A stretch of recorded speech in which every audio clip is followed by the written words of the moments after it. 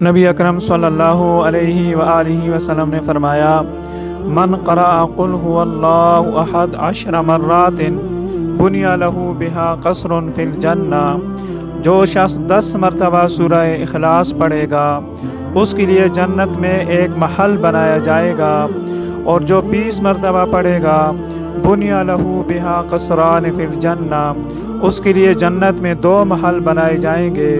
اور جو 30 مرتبہ پڑھے گا اس کے لیے جنت میں 3 محل بنائے جائیں گے۔ فاروق اعظم رضی اللہ تعالیٰ عنہ نے عرض کیا، واللہ یا رسول اللہ اذن لنکثرن قصورنا، اللہ بخدا پھر تو ہمارے بڑے بہت زیادہ محلات ہو جائیں گے۔ نبی علیہ الصلوۃ والسلام نے فرمایا، اللہ اوسع من ذالک، اللہ رب العزت بڑی کثرت کے ساتھ عطا فرمانے والے ہیں، لہذا تعجب کی بات نہیں۔